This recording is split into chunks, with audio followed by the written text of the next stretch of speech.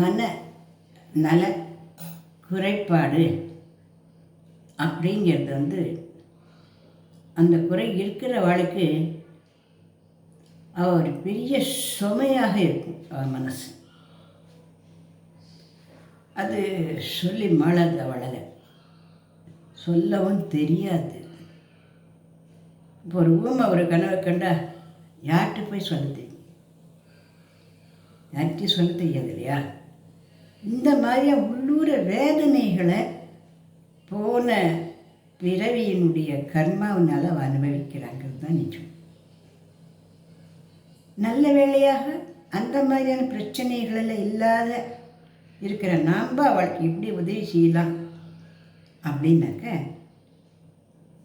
கூடிய நெருக்கிலும் பொறுமையோடு அவள் நம்ம கையாளணும். பொறுமையோடு அவள்கிட்ட இருக்கணும், அன்போடு இருக்கணும். இதெல்லாம் சொல்கிறதுக்கு மொத்தம் ஈஸியாக ஒரு வீட்லேயே இந்த மாதிரி ஏதாவது ஒரு பிரச்சனையோடு இருக்கிறவா இருந்தா அப்படின்னா அந்த குடும்பம் மொத்தம் ரொம்ப வேதனையில் தான் இருக்கும். ஆனால் அது வேதனையாக நம்ம எடுத்துக்கக்கூடாது. ஏன்னா மனநல குறைபாடு உள்ளவா வேணும்னு எந்த விதமான தவறுகளையும் புலாத்தனங்களையும் பண்ண மாட்டாள். அவளை அறியாமத்தான் அவள் பண்ணுறா. அதை ஏற்றுக்கிறதுக்கு நம்மளால் முடியாது. ஏன்னா எல்லாம் தெரிஞ்ச மாதிரி பேசுவா, எல்லாம் புரிஞ்ச மாதிரி பேசுவா, எல்லாரையோட திறமையாக சமையல் பண்ணுவா, எல்லாரையும் விட திறமையாக காரியங்கதைகள் வேலைகளெல்லாம் செய்வா. அவளுக்கு இந்த குறைபாடு இருக்குதுன்னே பல பேர்களுக்கு நம்மளால் கண்டுபிடிக்க முடியாது. ஆனால் ஒரு சில பேருக்கு இது அதிகமான அளவில் இருக்கும் பொழுது நம்ம இந்த மாதிரி கலைந்து வருத்தப்படுறோம். அதாவது கொஞ்ச நாள் கவலைப்படுறது அப்படின்றது கொஞ்சமான மனநல குறைபாடு. எப்பவுமே கவலைப்பட்டுட்டே இருக்கிறதுன்றது முழு நேர மனநல குறைபாடு. நம்மளுக்கே கொஞ்ச நாள் கவலையாக இருக்கும் பொழுது எதில் கொண்டு ஒரு ஸ்வீட்டை வச்சு சாப்பிட பிடிக்குதா? எதாவது கவலையாக இருக்கும் பொழுது ஒரு இசையை கேட்க முடியாதா? யாராவது மகிழ்ச்சியாக ஒரு செய்தி சொல்லின்னு வந்தால் அப்படியா அப்படின்னு கேட்க முடியாதா?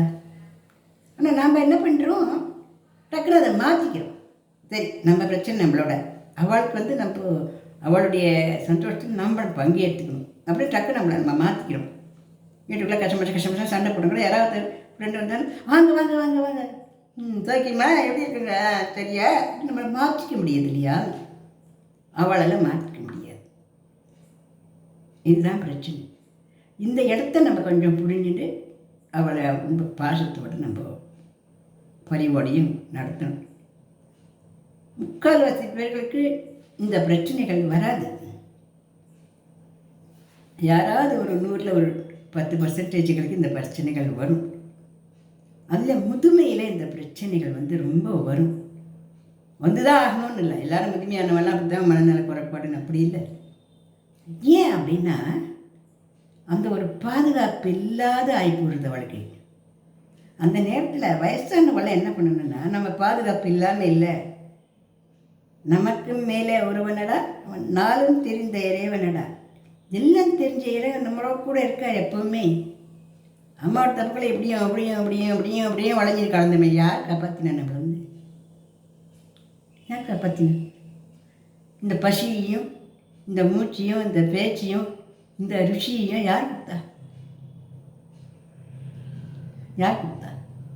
காத்தெல்லாம் சூரியன் வரத்துக்கோ மழை காலத்தில் மழை பெய்யறதுக்கோ யார் போய் சொல்லித்தரா? ஆகாயத்தில் போய் நான் சொல்லி கொடுத்துட்டு வரமா நம்மளை போய் இதில் மழை நிறுத்தத்துக்கு ஏதாவது கொடை பிடிக்கிற மாதிரியே அவன் வானத்தை மட்டும் விடுமா? நமக்கு மேலே ஒரு சக்தி இருக்குது. அந்த சக்தி நம்மளை எப்பவுமே பத்திரமாக பார்த்துட்டு இருக்குதுங்கிற அந்த சந்தோஷத்தை முதியோர்கள் சின்ன வயசுலேருந்தே குழந்தைகளுக்கு சொல்லிக் கொடுத்து, குழந்தைகள்லேருந்தே அந்த இறை நம்பிக்கை அப்படிங்கிறது நம்மளுக்கு நல்ல ஒரு ஆரோக்கியத்தை கொடுக்கும். அந்த இறை நம்பிக்கை அப்படின்றது நம்ம உடம்பில் இருக்கக்கூடிய இந்த தொப்புளுக்கு கீழே இருக்கக்கூடிய அந்த சுவாதிஷ்டானம் அப்படின்ற சக்கரத்தை பளிச்சுன்னு சுத்தமாக வச்சுருக்கணும். நம்முடைய மனக்கவலைகளுக்கு காரணம் அந்த சுவாதிஷ்டானம் சுத்தமாக இல்லாதது தான். அதுக்கு காரணம் என்ன? பொறாமை, பச்சரிப்பு, ஏக்கம், துக்கம், வெக்கம், ஐயோ எனக்கு தெரியுதே ஆனால் இவ புரிஞ்சுக்கலையே அப்படிங்கிற மனவேதனை, நான் நன்னா தானே இருக்கேன், என்ன போய் அப்படி சொல்லிட்டாளே அப்படிங்கிற யோஜனை, ஒரு நிமிஷம் யோசனை பண்ணி பார்த்தா நம்ம எல்லாருமே மனுஷாதான். நம்ம எல்லாருக்குமே தானே குறை இருந்துன்னு தான் இருக்கும், குறை எல்லாமே இருக்கலாம். எல்லாரும் குறை தான், யாருமே நிறைவாக முயற்சி கிடையாது. ஆனால் இது பல பேர் நினைக்கிறது இல்லை. தானமாக ரொம்ப அப்படியே முயற்சி மாதிரி அடுத்த எல்லாம் குறையா இருக்க மாதிரியும் வாய் பிடிச்சதான் மங்க பிடிச்சுன்னு சொல்கிறவன்னு சொல்லிட்டு போயிடுறாரு. சில பேர் இப்படி இருந்துக்கலாமே, அப்படி இருந்துக்கலாமே, அப்போவே நீ இப்படி பண்ணியிருக்கலாமே, இத்தனை நாளைக்கு இப்படி பண்ணியிருக்கலாமே அப்படின்லாம் அவளை சொல்கிறேன். ஒரு குடும்பத்திலையும் அந்த சூழ்நிலையிலையும் அந்த குடும்பத்துக்குள்ளே வந்து பார்த்து அந்த பிரச்சனையை பார்த்தால் மட்டும்தான் அதை எப்படி சால்வ் பண்ணியிருக்க முடியாது அப்படிங்கிற விஷயமே தெரியும். அந்த மாதிரி யார் கஷ்டப்படுறா? குருட யானையை பார்த்தா மாதிரி ஒருத்தன் தும்பிக்கையை பார்த்தான், ஒருத்தன் வாழை பார்த்தான், ஒருத்தன் முறம் போல காதை பார்த்தான். அவள் சொல்கிறது எல்லாத்துக்கும் நாம் ஒன்றும் கவலைப்பட வேண்டியதுன்னு அவசியமே இல்லை. உண்மையில் நாம் இருக்கோம், நமக்குள்ளே இருந்து நம்மளை கடவுள் ஆண்டுண்டு வருது. நம்மளால் ஆன இடத்துல எல்லா இடத்துலையும் நட்பாகவும் பாசமாகவும் அன்பாகவும் பழகும். நம்ம இஷ்ட பிரகாரம் பிறக்கலை. நான் ஆம்பளை பிறந்தா நல்லா இருக்குமே, நான் பொம்பளை பிறந்தா பிறக்கணும் அப்படின்னு நினச்சிக்கிறதுக்கும் நம்ம கையில் இல்லை. நான் போயிடுறேன், சாவறேன் அப்படின்னு உடனே வாங்கிட்டு தூக்கின்னு போய் நீங்கள் மாணவர்களுக்கு கொண்டு போய் நம்ம சொர்க்கத்தில் அப்படி பதவி வச்சுட்டு போடல. ஆனவனையே நான் கொண்டு போய்டு, நான் உடனே கொண்டு போட்டுன்னா கப்பலாக கொண்டு வர போகிறேன், இல்லை ஏரோப்ளான் ஏற்றின்னு போட போகிறாரு. ஒன்றும் கிடையாது. நம்ம விதி முடிஞ்சால் நம்ம போக முடியும். அதனால் இந்த மாதிரி என்ன மனவேதனைகளுக்கு இடம் கொடுக்கவே வேண்டாம். யார் எது சொன்னான்னு சொல்லிட்டு போட்டோம். அவன் நம்மளை பற்றி முழுமையாக தெரிஞ்சுக்காதவா, அவன் நம்மளை பற்றி என்ன சொன்னால் நமக்கு என்ன கவலை? நம்மளை பற்றி எல்லாமே தெரிஞ்சுட்டுவா நம்மளை பற்றி சொல்லணும். வேணும் தானே சொல்லிட்டு இருக்கா? வேணும்னு ஒருத்தர் வம்பளத்துக்கு போச்சு, அதை பற்றி நம்ம எனக்கு கவலைப்படணும். இப்படி ரெண்டு விதத்திலும் கவலைப்பட வேண்டாம். நிம்மதியாக இருக்கலாம் நம்ம மனுஷன்.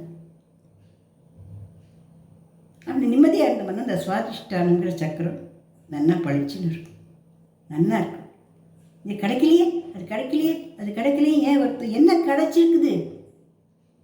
நம்ம பறந்து வளர்ந்த வாழ்நாள் ஏதாவது கிடச்சிருக்குமே நம்மளுக்கு? ஏதாவது உண்மையேவ கிடைக்காது, அப்படியே முட்டையாக வச்சுருக்கணும்ல. கொஞ்சம் யோசனை பண்ணி பார்க்கணும், கொஞ்சம் திங்க் பண்ணி பார்க்கணும். கிடச்சிருக்கோம், அப்போவே எனக்கு அது தெரிஞ்சிருந்தா, அப்போ தெரியக்கூடாதுன்னு உன்னோட தலையில் இட்டு அப்போவே தெரியும் உனக்கு. அது எப்படி இந்த சினிமாவில் படமெல்லாம் முதல்ல தயாரித்து ஒன்று ரீலாக வருதோ அந்த மாதிரி பகவான் முன்னாடியே தலையில் எழுதி அனுப்பிச்சாச்சு. அது ஒன்று நடந்துருக்கீங்க, அவ்வளோதான். யார் தலையில் எடுத்து யாரும் மாற்ற முடியாது. ஆனால் ஒன்று பண்ணலாம், எல்லோரும் நன்னா இருக்கணும் அப்படிங்கிற பிரார்த்தனையை நம்ம மனப்பூர்வமாக பண்ணுற சமயத்தில் அந்த பிரார்த்தனை பண்ண நமக்கு எக்கச்சக்கமாக ஏற்பட்டு நம்மளுடைய கஷ்டங்களும் அப்படியே ஒடிஞ்சு போகும், நம்மளுடைய மனவேதனைகளும் ஆறிடும். அதுதான் லோகா சமஸ்தா சுக்கினோ பவந்து. லோகம் முழுக்க சந்தோஷமாக இருந்தால் நம்மளும் சந்தோஷமாக இருப்போம் அப்படின்னு சொல்கிறோம் இல்லையா? அதுதான் அது காரணம். அதனால் யாரையும் குற்றம் சொல்ல வேண்டியதில்லை. அப்படி குற்றம் சொன்னால் அந்த குற்றத்தை நம்ம பெருசாக நினச்சிட்டு அதுக்கோசம் நம்மளுடைய வாழ்நாளில் கிடச்சிக்கதே ஒரே ஒரு மனுஷன் பிரிவே, அது எத்தனை வருஷம் வாழப்படணுமோ, எப்போ போய் சேர்ப்பணுமோ நமக்கு தெரியாது. இதில் இருக்கிறக்கெல்லாம் வேறு என்னத்துக்கு டைம் வேஸ்ட் பண்ணணும்? ஒருவருடைய ஆனந்தமாகவும் சந்தோஷமாகவும் இறைவன் நம்மளுக்கு கொடுத்துருக்கிற ஒரு பெரிய பொக்கிஷமாக நினச்சி வாழலாம். சரியா? இந்த சகோதரியில் ரொம்ப நேரம் பேசிட்டேன்னா பரவாயில்ல, கொஞ்சம் சக்தின்னு கேளுங்க. இல்லை பதிவு படிச்சிருந்தேன்னா லைக் பண்ணுங்க, ஷேர் பண்ணுங்கள், சப்ஸ்கிரைப் கொடுங்க.